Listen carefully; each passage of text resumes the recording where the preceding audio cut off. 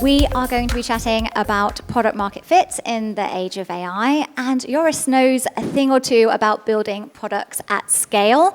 He is the SVP of product at Gainsight, where he leads strategy for their customer experience product lines. So today, he's going to show us why the old product playbook doesn't quite cut it anymore, and how the use of AI can help you spot trends faster, validate ideas, and prototype.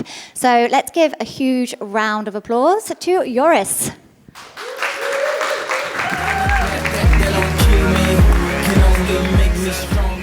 Thank you. Good afternoon, everybody.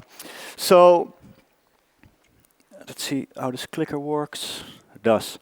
A couple of months ago, I woke up and was reading a LinkedIn message from Gary Tan. He's the president of YC. And he was challenging that now in times of where you build AI-first products and disrupt other products, but also where you can build much faster with AI, that the lean startup approach might be dead. He said, just follow your curiosity, come up with great ideas, use cool technology, and basically the business will come to you. And I thought, well, that's actually really awesome. I'm a product manager, but I like to think of myself that I have like great ideas and just want to go directly to engineering and build, and actually he's saying that I can. But then I also learned in the last 15 years as a product manager that when you do that and you don't do the right product management and the right validation of your problem, that it often results into a failure. So I started thinking about it because it's somewhat true, right? We can build much faster, and maybe we should go out with products faster to the market than before. But also, I still think like, well, product management is somewhat important. So I went to like a journey to figure that out, like how is product management actually changing? And to start with illustrating about why solving a problem is important. Not going to share one of my own failures here, because that would be embarrassing, but actually want to take some of other industries, some classic examples of failed R&D projects. Maybe you know what kind of airplane this is. Maybe not sure what the age is, but it's actually introduced 30 years ago, the Concorde. And this was actually a great plane. If you fly from London to New York, nowadays, it takes about 6-7 hours. Well, the Concorde could do it in 3 hours. That's awesome, right? Who doesn't want that, flying faster from London to New York or from Amsterdam to New York? Well, actually, it turned out that there wasn't a lot of demand. Because the actual problem where people wanted what people wanted was to have more comfort and cheaper prices. So the Concorde, although it sounds like a great solution, didn't turn out to be a success. Another one, who here, just like me, prefers cola and hates it when you go to a restaurant and they have Pepsi? Not sure what they serve here. Yeah. So actually in 1985, this was turning around. More and more people started to prefer Pepsi. And there was also a smart product manager there doing research, like tasting, blindfolded, looking at the recipes of Coca-Cola. And actually turned out that people wanted to have an even sweeter Coke. So that's what they actually did. All around the world, they changed the recipe of Coca-Cola and rolled that out.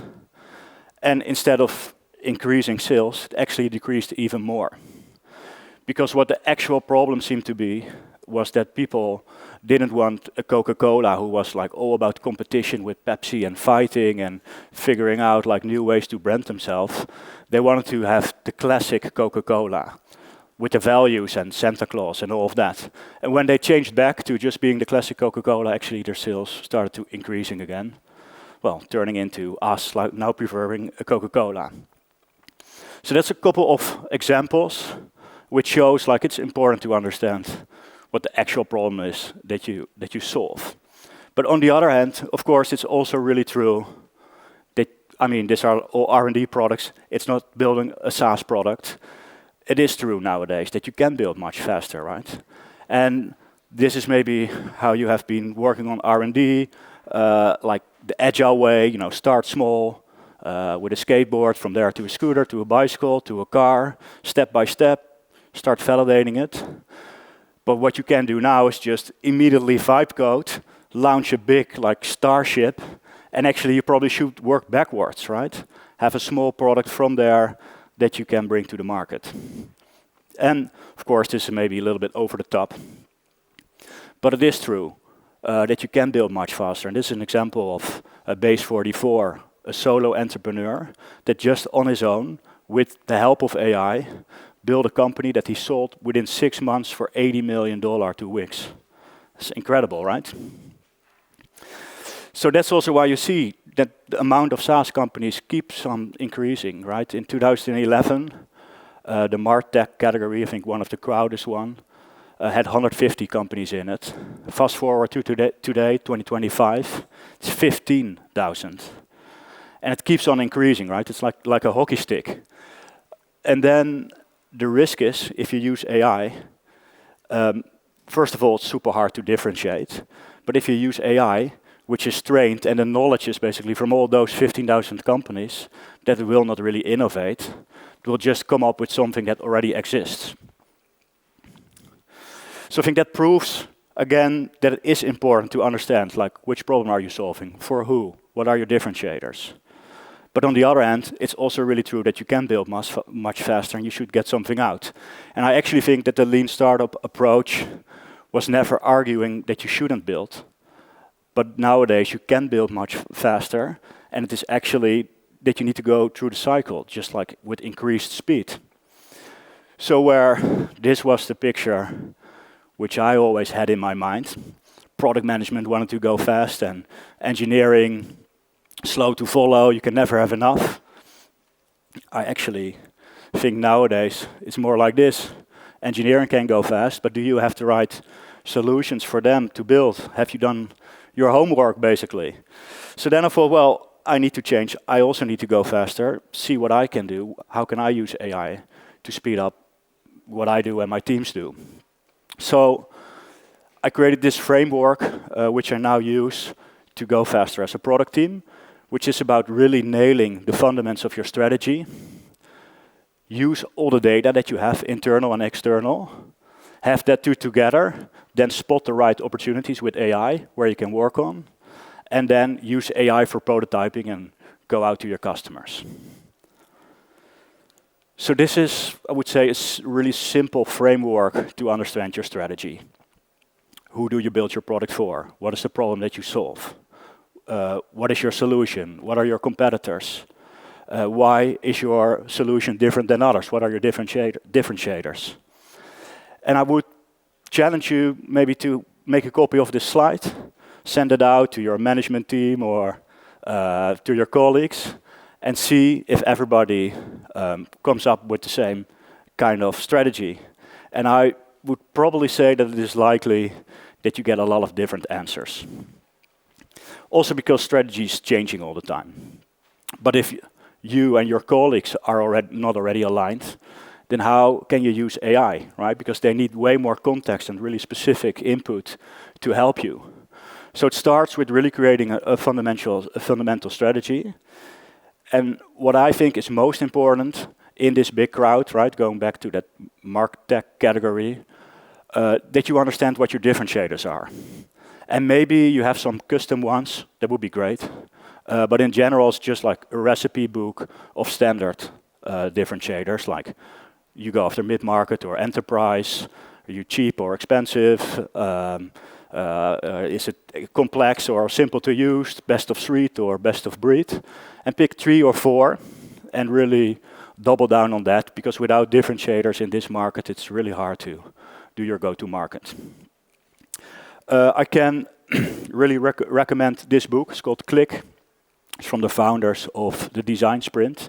They also have published a template on Miro, like a workshop which you can do in a couple of days at an offsite, for example, and come to this foundation strategy.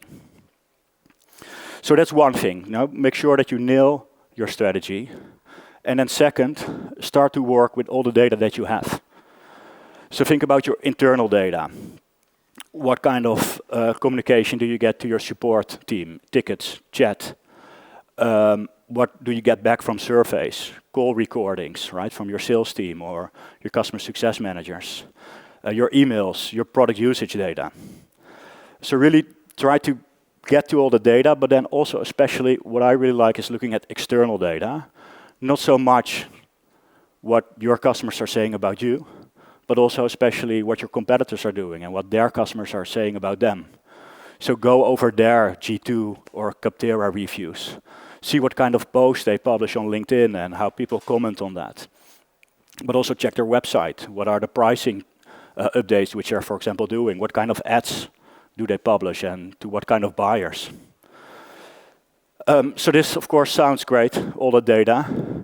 But in practice, I see a lot of companies struggle with that because there are all these different departments and access to data, maybe they have different seats. So where it needs to start with is that it's a top-down initiative where really somebody from the management team is saying like, hey, we need this. And we have, maybe they're doing it themselves or they have somebody who is like, you know, a hacker that can connect to all those tools and get the data in. So usually where it starts is having some kind of automation tooling, could be Zapier or N8N, where they can work with. And often they have out-of-the-box connectors to all your internal tools, right? To a Zendesk, an Intercom, all of that. So that's one way how you can get the data in. But if you want external data, then you also need some scrapers. You have great AI agents nowadays who can just browse for you and get the data in, but also more like classic scraper tools that you can use and also connect to that automation tool. And then when you have that automation set up every day or every week, then you need to get it into a data lake. And I often see that that is like overcomplicated. Maybe you have that infrastructure to push it to a Snowflake, but usually we would recommend just to start with a Google Sheet, which is easy to use, everybody understands it, you can easily share it across your company. And when you have this done, so you have the data stored, then the fun begins and you can feed it to AI, right? Together with the strategy as context, then push all that data there. Start maybe with a custom GPT or Gemini, use BI tools, or go more advanced and put it in a vector database. Also want to do some self-promotion here. So Gainsight, we also have a product called Staircase, which can easily connect to all your internal data, and then you can get proactive alerts, you can ask it questions, you can create reports. And this is where it really starts getting interesting, and where research, which normally would have taken months, but you probably would have never even done it, because where do you start with all the data, is all of a sudden possible. So start asking it questions like, what are the top what top feature requests? What are like certain workflows that get a lot of traction at support, right? Maybe you need to improve it, or maybe it's a sign that you need to do more of that. Look at your competitors, like what are the themes that they are writing about? Maybe on G2, people are complaining about your competitors and something that you can build faster than they do and get it out to the market. Like how great is that if you know that your customer or your competitor has a weakness that you can release to the market first. So these are all questions that you can ask. And then spot different opportunities where you see like, hey, well, this could be a great idea.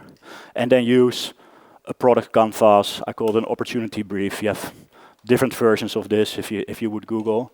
But basically understand your value prop. What is the problem? What's the solution? What are the data points? And all of this can just be done with a prompt, right? So most of, if AI has all this context and all this data, most of this can be filled in for you. And of course, you need to check it and make it easy to understand. And if you have all those opportunity briefs, then you can score them by ROI or like effort versus outcome and understand what you need to build. But one thing here, what I really like and what I think really is a game changer, is to also look at the big picture, which basically is like, hey, what is your vision? How should the product look? And bring that to your customers, right? Because having AI recommend you something is great, but actually speaking to your customers, that's something that you need to keep doing. That should also like free up the time to even speak more to your customers. And that's what you can do with prototyping. Different tools here. If you are not really advanced in engineering or maybe not at all, then start on the left side. Super easy to use. This is more like design tools. Doesn't really give you a real product, but just shows a design that you can show to your customer. And if you go more to the right, then it's about actually building a product more seriously. And I think this is where actually everybody almost in your company should start with. And then you can, for example, use that opportunity brief, give it to the prototyping tool, and say like, hey, come up with something of a product, or be more specific and really make a prompt, like what you want to get out of it, with what kind of behaviors, or use an existing design that you have, and or a screenshot of your product, and ask the AI to improve it. But important here is also that AI understands your strategy, understands all the data. So this is one example. I thought, well, maybe it's a great idea to create an opportunity brief kind of product. So made a prompt out of that, and just after a couple of minutes, I got a tool that could actually import all your data, has an AI assistant built in that asks you questions to create an opportunity brief. Just took 3-4 minutes, didn't like the design, asked to build it more like a Notion, and within a couple of seconds I got another product out of it. And that's what I did with all those tools, and was actually working. So how great if you are, like, let's say this would be a serious idea, if you can bring this to your customer and immediately get feedback. So the takeaways from the session would be, like, really make sure that you nail your strategy. I think it's often something that companies are not aligned on and where a lot of questions about. If you already don't understand it internally, AI is not going to work. Really make sure that you get access to your data. No excuses, just hack around it and get it in. And then most important, really push for AI adoption. Do it yourself. Go beyond ChatGPT. There are a lot of other great tools out there that can help you. And if you don't do it, some other solo entrepreneur with AI will soon disrupt your product. Thank you.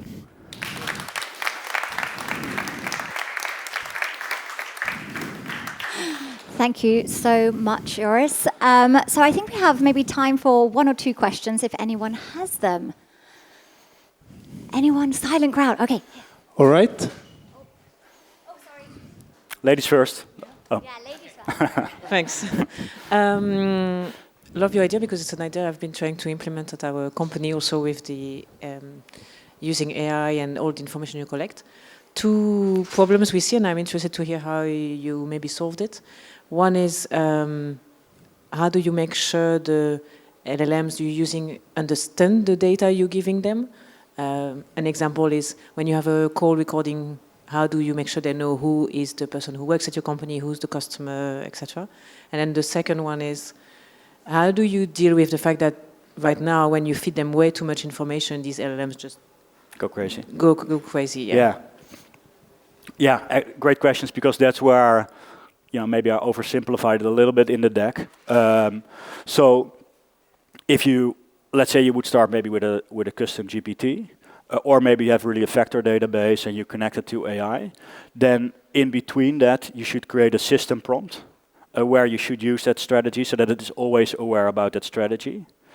And then when it comes to data, it's actually like, if you really want to like have analysis on like how many times this feature was mentioned, or like really get like clear data out of it, then I often see that vector databases are not ideal, because they can give an answer, or like say, hey, give me a quote for this, or like what is most, but is it usually in quantitative data not really good. But what I found there is, like, if you use to get all the data maybe on your local computer and use a cursor or OpenAI codex, that then they will like use Python scripts, create Python scripts, go over it, and like take a couple of hours, but then actually create a local product that can do that. So then you use AI maybe to label everything, but then you still use some like maybe more classic way of reporting. And also I think that's where ThoughtSpot or a Staircase can help, because they have that built in. But, yeah, great. So what's your, I love the point you made about the roles of PMs, right? I mean, it's very easy to now go into prototyping, but I think the problem with that is that a lot of PMs go into solutions while their real job is actually to go earlier, talk to more customers, really get to the bottom of things. How are you handling that? How are you thinking about the role of the product manager shifting now that it's easier to build and tempting to go into solution mode even faster? Yeah. No, indeed. So make sure you have a process where you force that. So that's why I use the opportunity briefs, like, hey, we're not going to start with anything without having done your homework. Creative AI can also help with that. And then in that canvas, right, there is also the field for data points. And there, well, you can look first, maybe do your initial research. But there, what I always want to have is like, hey, if you have a big idea or you have this prototype, then we never go through unless you have validated this with like 20 customers or so, whatever you think is a good number. So I actually force it with a process, and I think the most important thing is like if you go faster, then well, spend more time with customers because of course that's key. So yeah. All right. Thank you. Not on? Okay. It's a small room, so it's fine. Thank you very much. And we have some lovely chocolates for you. Thank you very much. It's Swedish. Small one. Yes, exactly. Thank you very, very much. Let's give Joris a big hand of applause. Thank you. Thank you.